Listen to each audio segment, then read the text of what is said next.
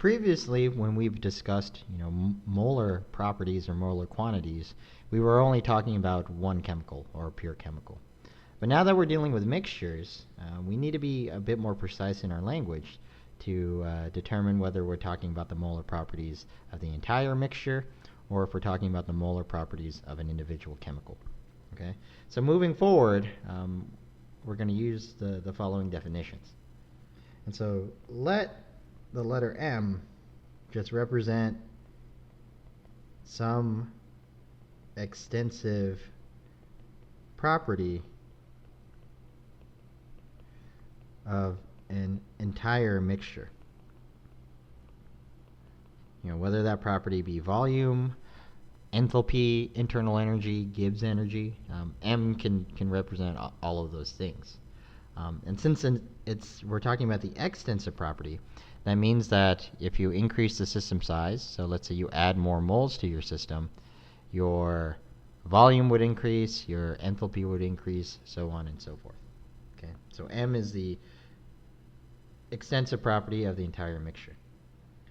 Now molar M, so we're going to put the little squiggly tilde on there, that's just going to be that extensive property divided by the total number of moles in the mixture. So total moles of mixture. So that includes all the different components or all the different species in that mixture. So molar property of mixture. All right. So once again, the M could be volume, so you would have molar volume, or it could be enthalpy, entropy, internal energy, Gibbs energy. Moving forward, just to kind of give you a handle on, or give you something concrete to imagine, let's just focus on molar volume. Oh, whoops. Molar volume of a mixture with C components. And specifically, we want to look at how the molar volume depends on temperature and pressure. Okay. And so our molar volume, harkening back to chapter 6, when we think of the molar volume, it's not only going to be a function of temperature and pressure, but now since we're dealing with mixtures, it's going to be a function of its composition as well. It's going to be a function of the mole fractions of the different components that make up this mixture. And so V here is going to be a function of, species 1, species 2, and so on and so forth until we get to species C minus 1. Okay? And I should say that since we're dealing with mole fractions, the sum of all the mole fractions should equal to 1. Okay? And the reason that we're only dealing with C minus 1 mole fractions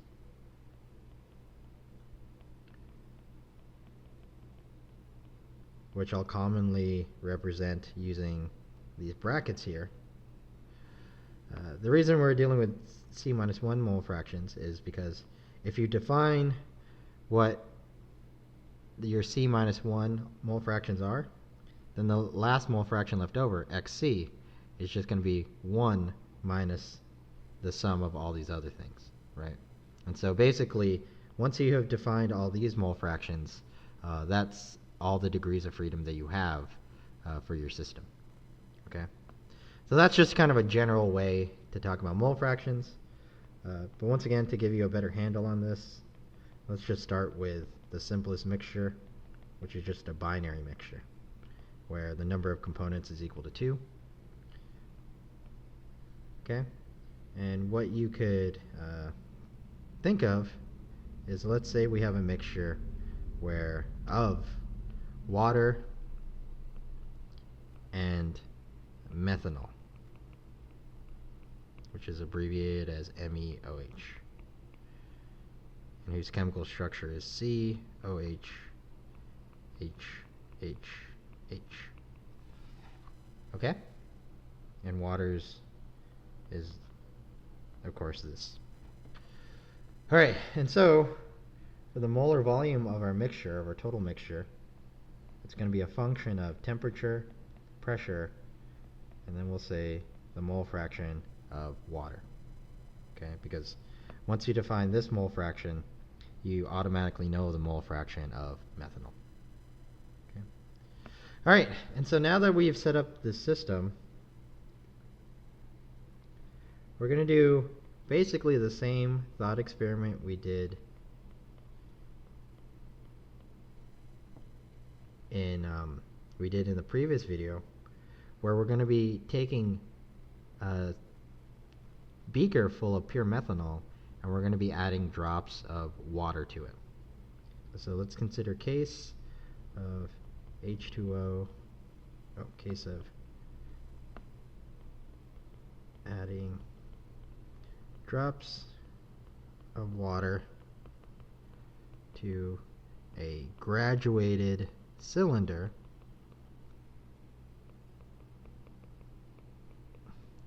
filled with methanol. Okay.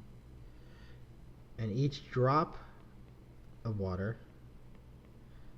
contains delta H2O moles of water. So essentially, for every drop of water we add, we're changing the number of moles in the system by delta N H2O. Okay. So we could draw out our system. So here's our graduated cylinder. We initially start with methanol in the graduated cylinder, and then we're adding drops of H2O. Okay. All right, and what we're going to do, since we have this graduated cylinder, it has the markings on the side that tells us the volume. What we're going to want to do is we're going to want to track the molar volume of our total mixture. Okay, where the x-axis here is going to be the mole fraction of H2O, and we're going to keep temperature and pressure constant so that we don't have to worry about those. Okay. All right, and so for methanol and water, we know what their pure molar volumes are.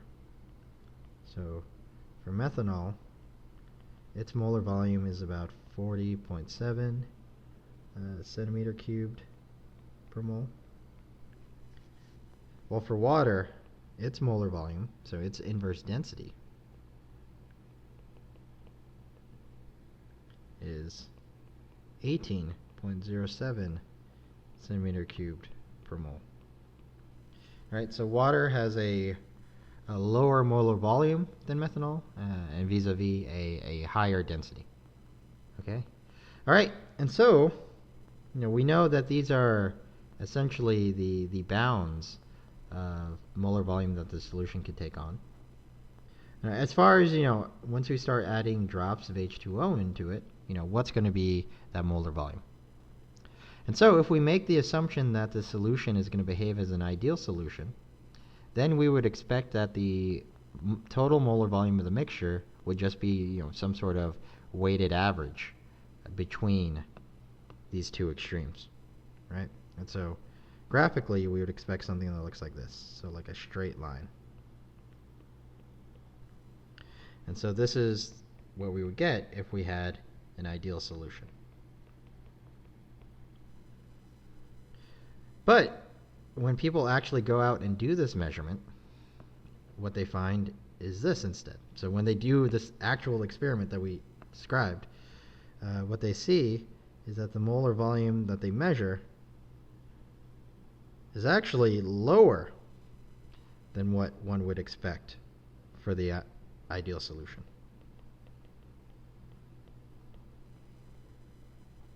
Okay?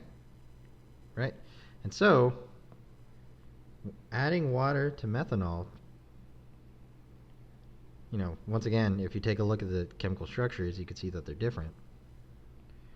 Right? And so this sort of mixture doesn't obey, the assumptions of the ideal solution. And as a result, we see that there's strong deviations from that ideal solution prediction. Okay?